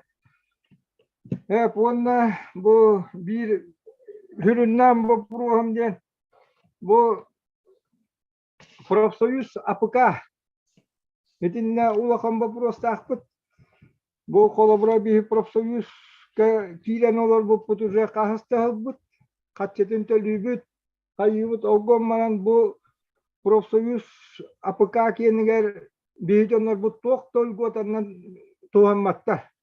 Toğu diye dakika bihigi o apıka ihiger ispiye hekka huaktar bihülehetlerdi. Bihülehetler bit eskavator çıktar, büldeziri ister. İnneginanlar kinler bile dorozna teknik ülehetlerin kurduk bolan kalanlar. Tığa kaası vatıgar büldeziri cemmo baka traktörü isteyen hadi. Onu bihidonlar bu bile ulakan büldozer bolan dokümenör büldözerden hurullaylar, atın küyer büldozer gepetler, ölüm büldözeri isteyen. İnneginan bihi bu apıka kener ki bepit eskavator çıkken tu bahse kanan da kostuyor. İşte apıka profsoyun kener. Ölüm bu vapuru minsu koska munyakka me kastada turora hadi put bu kaddara yarakan hos vapuru spula onu bu vapuruska şodaki bihi tiga kasıvatın teritebit minsu kosanına hadi onun bu tuğa kaddara profsoyuska kaçıtölü o Profsoyuz görür tuğaklarından tuğanmak olur emiye kaddere kurduk ülehetler bitige. Hep de onun bu vapuru kaddere bu hep bir tuğaklar bunun o senin protokolga killer ergip ollar. Onunla kendine o protokolga kiren varan kendine olan üyereten koran kayan güllür gütügerin tuğalak bolu etediğin. Onunla bu tümükler tuğak bu правительство ületen behiribin ulakan asıl kanahın alıyor. Так, да все, Барда. Антоновская средняя образовательная школа, да? Школа была, Антонов. Ütükehenden Mikhail Viktorovich, Alexey Mikhailovich, ona büyüngü kürsühü kıttılaqtara. Minatım Fedor'dan Alexandrovich min, Antonov Kartoskot'un direktörü. Tabii ki de Antonovka школтан бүгүн муньях вонтөт коллегалар бит кытталлар. Бихи катибит үсетилек бит да бастадан турам боллагана Михаил Викторович оттан атна школалар гытта көрсүгө местибик болу бихи школа бит агра хайскала школа олхен бу тоққа аксын хүлбө 3 күнүгөр аспытылга 537 нөмердах уракка присет харбут урагар этилек бит тан урахата боллагана бу об утверждении норматива финансирования на обеспечение государственных гарантий реализации прав на получение общедоступного и бесплатного образования детей в муниципальных общеобразовательных организациях. Манна 2 номердах приложениянан коэффициент нарыйлы хыджалар, 314 номернен, 3 номернен уапса школалар хыджалар, 4 номернен агро школалар, манна коэффициент нара 14 бірхеннен кири хыджар. Икен мекенеттен, оны боллағына бихигатилі ақпет, бұл агро школалар аттар тәтәбін, юрбаруйының кені. бу коэффициент урукку кемге бихин агро школа кене төрдөн боллагына бу 90 басты күнүттен келер хылтан 2-нче хүббө сылтан 14 кадери түһәре турар. Ол хим бихигетиләппи бу уракка улар текиллерен агро школалар коэффициентларын төрдөн биринен калдырык каден. Төйдүбүт дойдүдүнен балыгыня бытыркан олгана баран агро школалар тека хайстыва дигер онна бу санан ооротаханан хүйө көрөнөн жарыктанар бытыр бу хамый тута коэффициент болар. Иккихинен томанны вирах министерствоттан представитель хуактен мен өйдөтүм тогумен тирдеккет онна протоколга киллер экеттенерин эбит онна министерство строительства ме бар. Иккихинен атибиттен биһиги 633 оголокпут 634 оголокпут манна боллагына начальная школа бут аварийный болан бихека бу биров создания кир батанолар бут мантыка пола 200 местелек баппаппут олихин Нюрба районун администрациятын Октябрьская нехелек он школа түттен пристрой 200 местелек пристрой тутутун турурсабыт оноттон протоколга эти быхытнан киллерен бу манамиеттен бәгет бу правительство түттен үләгалар гытыгар колоретилек бит. Онна түһүсети биттен биһиге школа коллектива бу отчет правительство отчетын истен барамыт оттон 2-нче хүббе бирилга хүддә хуле барда тон тук бар бу пандемияны өйдән турыбыт үерәхәгә тигәрдәгәне бу белетәй күкүдүк национальный проект образования чәрчетне хүддә хәлбәх үле барда олихентен биһиге просто үлетин бихирибит болгом таатин мактал. Так, спасибо. Так, дальше. Дышавадда. Так, хок булакта. Так, хок булланы мандык.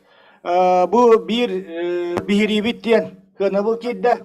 Оны балар да. Давайте. Мереда. Ага. Микрофон илебет та той кыпкыра. Микрофон гутун. Әсел хоспал бапругар. Эти кротик эти. Был рынете тох лесной пожартерга. Улаханнык эчейбек питти. Ага, олигини тиба пругу кайдагати правительство традиционные обычаи дерга. Улагуран тиба пругу бахарен барабын. С учетом особенностей наших климатических условий. Это не федеральный норматив, эти тохтера, запрет тара, конечно, эти биги условия, которые хохтарден, эти альбахты куджастар, эти тохка литература гурьяллар, хохтарга, он была эти неме правительства, эти не тох на внимание улан барабын. Ага, он вот это хайстватан эти нахад бах субсидия на избалование баранти тохлата бутудиханныбын наха найбары барда дудиханныбын оны вот это хайстваларынан хижангат этине чойдик бәтигер то түнү коңостугу кутболоден эринеханныбын ага онтон болланы бу инвест программага конечно это человеческий фактор очень много значит. Вот эти юхабилинен манна келер битигер курдама юхабилга инвест программа харучуй дигуляр көрөн харабын. Аха онан балла биле Петр Семенович Курдянскотун даже ханалабын. Аха бу кас правительство меня болла дана нар тохтан халачны. Же бу аха бу юхабилер үчгөндүк таалар аха бу же нирбалар баттамыта дагастамыта жоннор бутки жетчиги. Hanlar tinlik de bile doktorun federatör gibi hanıretim. Ondan öte bu yıl manık tohtan kurduk bilet invest programma çerçevesinden de tutular barahanlara. Конечно, эти человеческий факторга улогуран, кто больше, кто бile приближенный президента, ол больше ула уларара. То, конечно, эти уже сюргмаю кухамбай курыргы. Onun эти факторы краток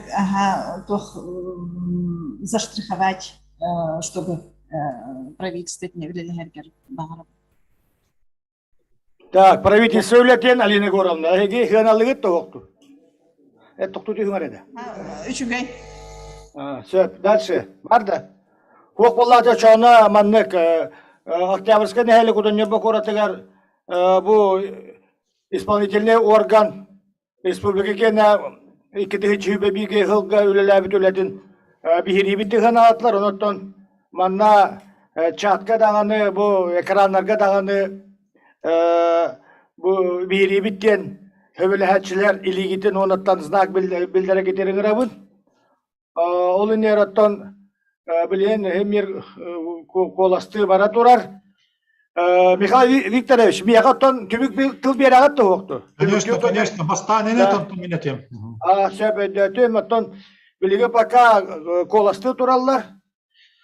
Так, бастауылар Михаил Викторович провести чилеттері туғаннақ специалисттер, халаятчылар бастатан тұран Нюрба райондығар нехеленетігер 2-1 жыл исполнительный государственный власть органа үлетін бұл информация тын нехетінлері тен отчетын оңыр бұқытуар Нюрболуғын жөнін сәргетін халалтатын оны тұспай аман пытан мақталбын тердебін.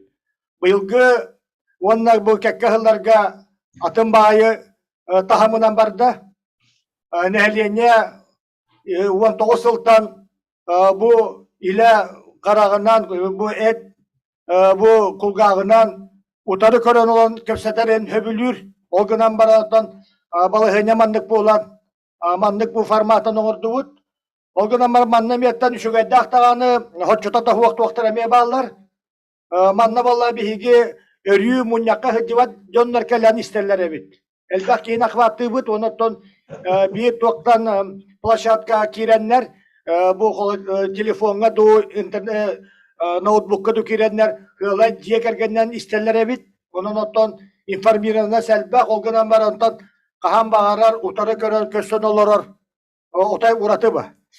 Тағы онатта басадан тұра Михаил Викторовичка мен бәйім лишті мақтабын тердемін бәйім түйағы үләбі полаңын, оны ұлыз бағылығынан үләбі полаңын, оны бүлі бөліқ вопростарын білер болаңын, еті бардың үксін бәйін хәрен олар оған сүрәкінен бұргінен. Онаттан басадан тұран еті мен тұхайын текпін бағарабын нәхелене қахан бағара чокка еппеті хөбілір.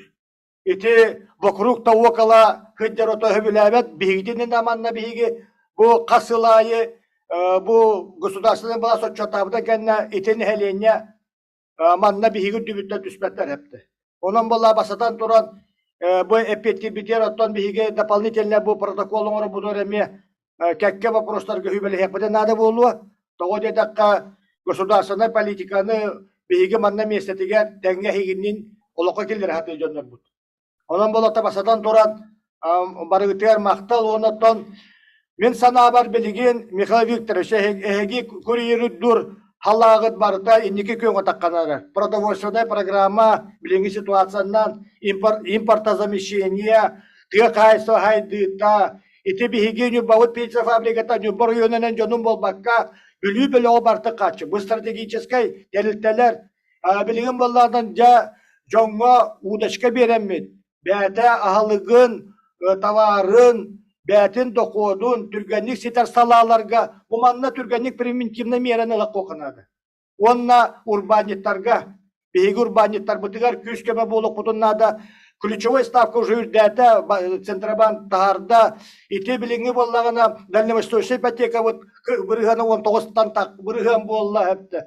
Онан болла бейгі бәлен болық тақ бұд.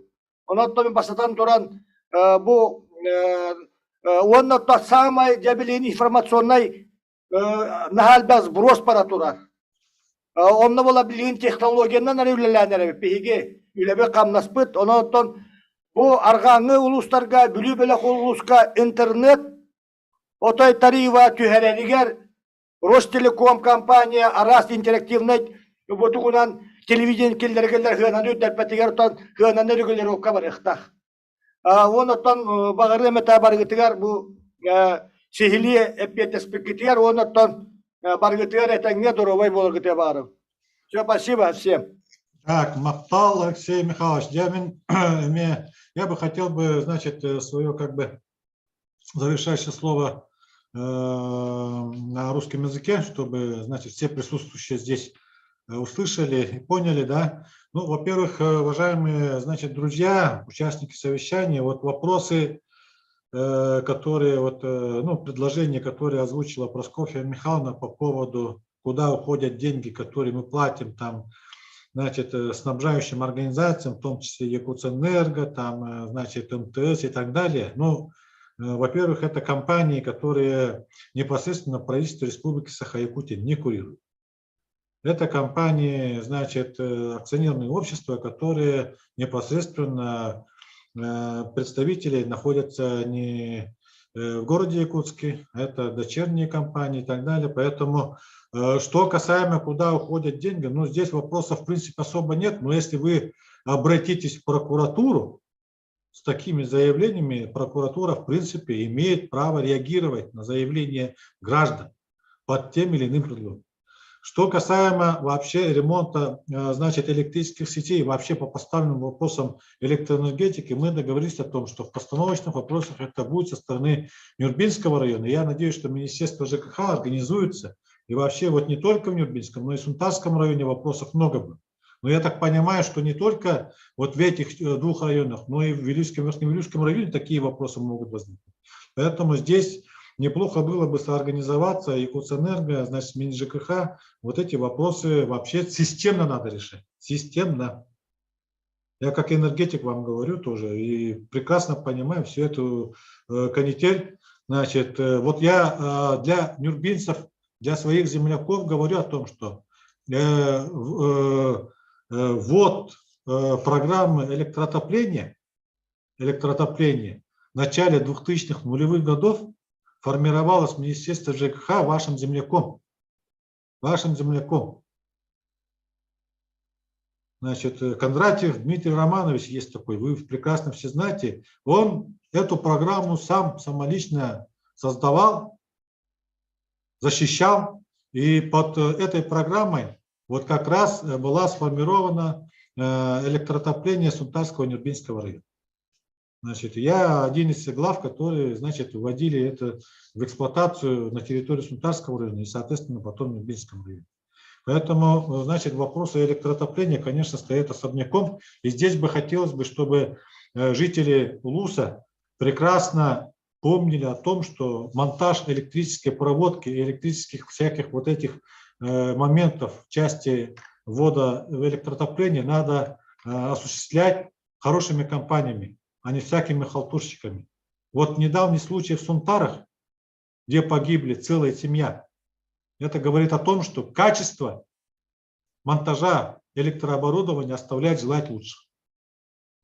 Значит, что касаемо вопросов Алексея Борисовича по вопросам мелиорации. Ну, Дмитрий Дмитриевич Махаров, он приедет к вам, он, значит, грозился, что завтра приедет в Нюрбинский район и, значит, целый день будет работать. Он у нас новый директор, значит, новоявленный, поэтому новыми глазами посмотрит все те вопросы, которые поставил Алексей Борисович, он мне говорил еще в прошлом году. В принципе, все вопросы понятные, но мне непонятен вопрос про наш профсоюз агропромышленный. Как-то члены профсоюза платят деньги и ничем не пользуются, вот это для меня непонятно. Поэтому я убедительно прошу, Алексей Михайлович, при встрече с Дмитрием Дмитриевичем этот вопрос как-то обсудите, потом Дмитрия Дмитриевича я спрошу, что там за ситуация, как члены профсоюза платят, но ничего не пользуются. Но если не пользуются, пусть выходят, или если должны пользоваться, значит что-то там должно поменяться. Я так правильно хочу понять. Да? Далее по заработной плате и так далее, там Дмитрий Дмитриевич, надеюсь, более подробно проинформирует. Там в этом году у нас повышение заработной платы, конечно, заложен, не касаемо вот тех там президентских указов и так далее, поэтому Дмитрий более четко скажет, да. И вот по восстановлению пашин я согласен на все 100%. Действительно, сегодня мы должны по данным вопросам, значит, усилить работу. Сегодня санкции, сегодня у нас, значит, ситуация коренным образом меняется, миропорядок у нас меняется на наших глазах, уважаемые земляки. Вообще все меняется. Так что мы будем в других условиях работать. Поэтому это исторический момент. От нас зависит, как мы быстро, значит, отреагируем на новые, значит, веяния сегодня, с учетом данной ситуации. Поэтому убедительная просьба, значит, начиная с Артура Яновича, начальника управления сельского хозяйства, главы наслегов, значит, должны очень крепко задуматься по развитию сельского хозяйства в веренных ваших муниципальных образованиях. А что касаемо, значит, постановочных вопросов, птицефабрики и так далее, Алексей Михайлович, ну, мы всегда решали, будем решать, значит, и, соответственно, всегда будет поддержка. Я думаю, что мы эти вопросы сообща, значит, решим. Так как мы сегодня решаем и казенное предприятие, значит, вот по якутскому скоту, Малакайский конезавод будем решать. Вот так и мы должны все вопросы решать, сообща. Далее, вот в части сельхозпала, да, я понимаю, значит, сегодня ситуация очень странная.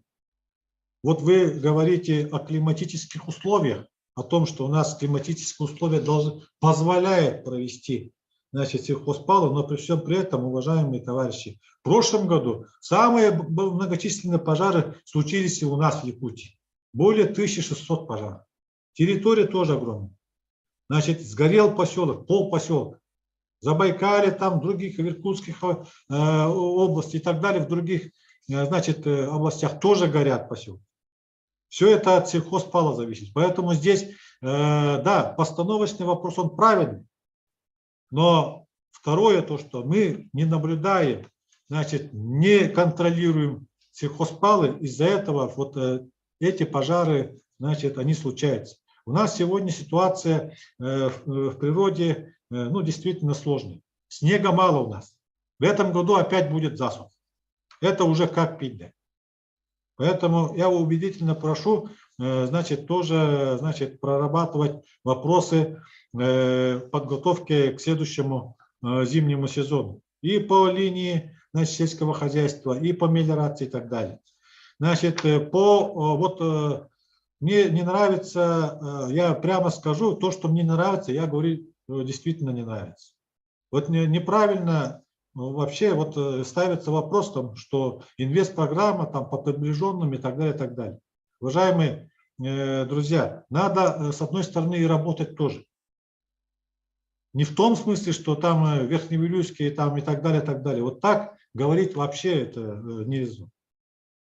Здесь, значит, я вас поздравляю, кстати, значит, с выигрышем игр народов Республики Саха-Якутия. Вот в рамках этих игр вы представляете, что будет твориться в Нюрбинском районе. Это будет инвестпрограмма, это будет строительство, это будет капитальный ремонт. Вот ближе к 2027 году будет обратная реакция. Будет обратная реакция. Кто-то будет говорить, что приближенные там в Нюрбинском районе. Так что не надо так говорить.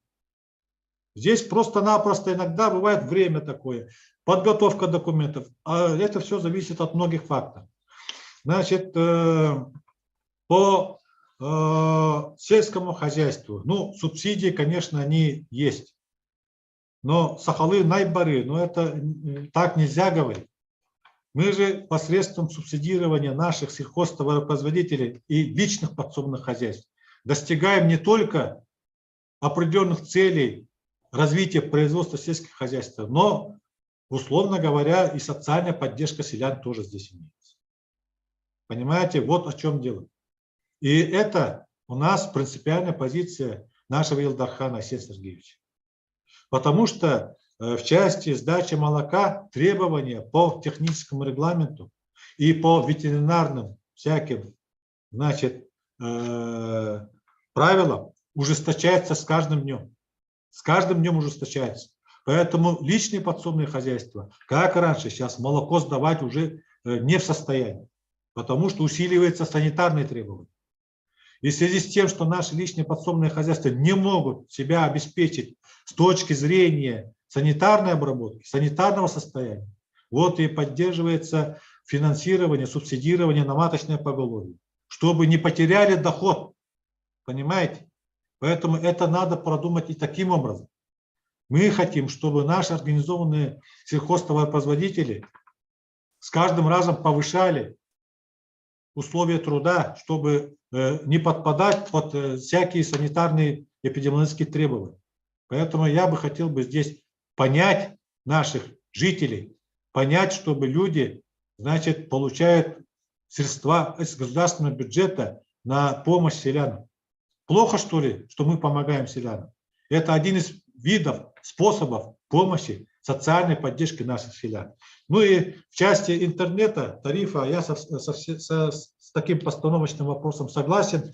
Значит, действительно, сегодня в республике, значит, протяжка автомолоконной сети, значит, идет очень такими неплохими темпами, но, уважаемые товарищи, значит, Ростелеком и другие компании, которые протягивают оптоволокно, они, конечно же, должны потихоньку, значит, зарабатывать и на этом. Ну, конечно, тарифы чуть-чуть высокие, это мы согласны. Поэтому вопрос снижения тарифов, он сегодня актуален. И это вот как постановочный вопрос сегодня Нюрбинский район обязательно сделает.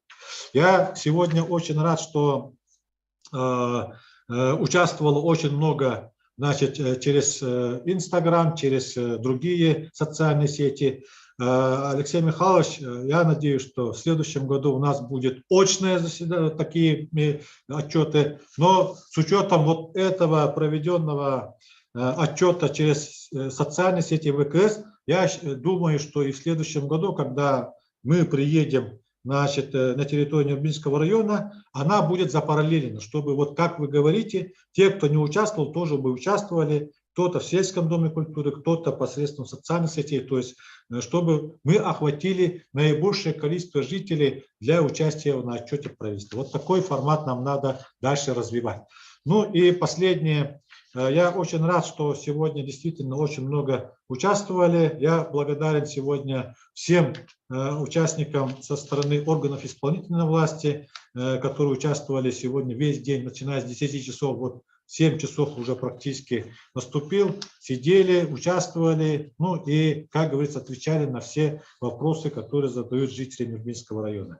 Я хочу пожелать всем здоровья, прекрасную нашу половину. Хочу поздравить с наступающим праздником 8 марта, пожелать вам всего самого наилучшего, успехов, ну и всем здоровья, счастья. Я очень рад, что Алексей Михайлович отчет организован очень на высоком организационном уровне. Пожелаю всего самого наилучшего вам и вашим коллегам администрации, всем муниципальным образованиям, чтобы наша с вами работа была во благо наших жителей, во благо наших муниципальных образований, во благо нашего развития всей нашей страны, тем более в наших сегодняшних трудных условиях. Большое всем спасибо, до свидания, до новых встреч. До свидания всем.